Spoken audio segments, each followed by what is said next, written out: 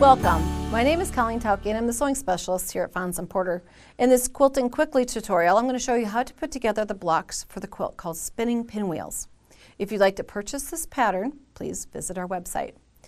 What we're going to be using today is 5-inch pre-cut squares. So we have a variety of 1930s prints that you can see behind me here, and I have some here on the Sewing Center. We're using a white background, which is very traditional to use with the reproduction 1930s.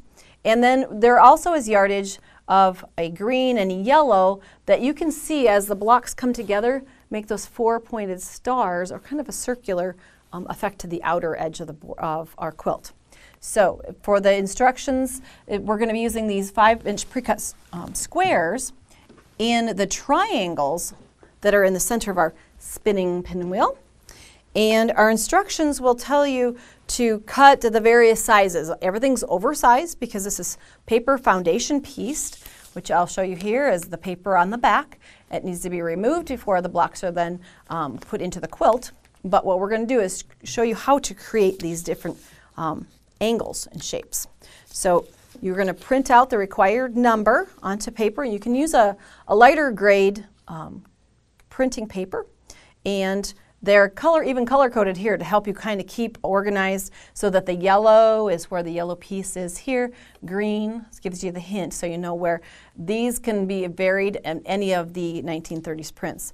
What you do is take those then and cut around them and leave what we sometimes will call bubble cut. Cut it so that there's kind of a border around it. Don't cut all the way to the heavy line yet at this point.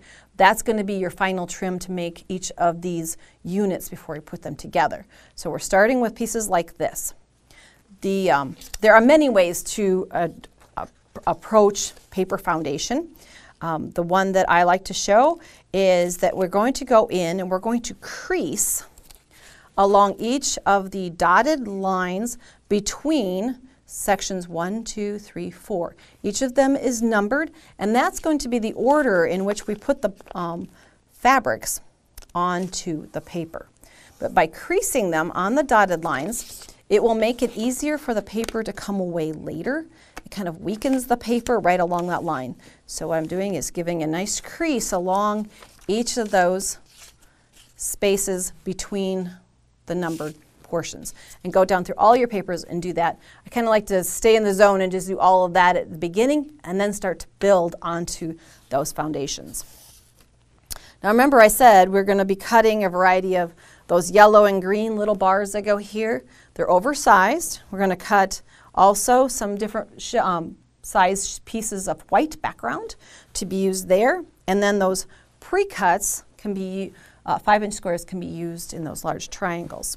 So what we need to do is at the very beginning, we're going to go ahead and, let's see, we'll do this piece. Let's start with the one with the pink on it. There's the back side. You can see all those fabrics hanging off the edge. It's pieced correctly. It's not trimmed yet at this point. So we do have a very unusual shape at the very beginning, and we want the pieces to fall off the edge, to be large and oversized, so we can have a very precise cut at the very end, and that's what makes this kind of a sweet method to create what would otherwise be a very complicated design. So what we're going to be doing is taking a piece of the white, and we're going to start. I've got mine a bit oversized so I can't miss when I'm showing it to you, but it's going to go under piece number 1. And so we're going to be building our entire block piece out here. We're going to lay it on to the white fabric. I'm actually even going to fold it back on that line where we kind of weakened it, the paper. I'm going to leave about a 1/4 inch seam of fabric sticking out there. And I need to put that green, I'm going to show you a peek. See that green bar underneath there? So I'm going to take a piece of this. We do have Sew Easies, which are technique videos available if you've never done paper foundation before, and it will walk you through another example of doing paper foundation. Now I'm going to take those, so they're right sides together, except with white, everything's right side, but my little print piece is facing it. Everything's on the back side of my paper, and I'm going to take it to the machine, and I'm going to stitch on that dotted line that I folded on before. That's my stitching line now. Stitch right on that. You're going to have a short stitch length, even shorter than when you're piecing. So set your machine to about a 2.0 stitch length. Let's see, scissors here to trim my threads. So I stitched it right on that dotted line there. And then when I fold it out, if I've positioned it, I didn't position this one correctly. This is what happens sometimes. This part needs to actually slide up a little. It needs to cover all of the paper. See, in this one, when I folded it over, the paper is underneath there and it folded and covered the entire thing. Would need to take this one out, which would mean just simple seam ripper. I can show you really quick, fast process for cutting threads, because it happens to the best of us. So we just cut about every third or fourth stitch, and you've got about a second or third try before the paper falls apart on you. So hopefully you can get it and see how that quickly comes out. Because it happens to everyone, we should show you how to take it out quickly too.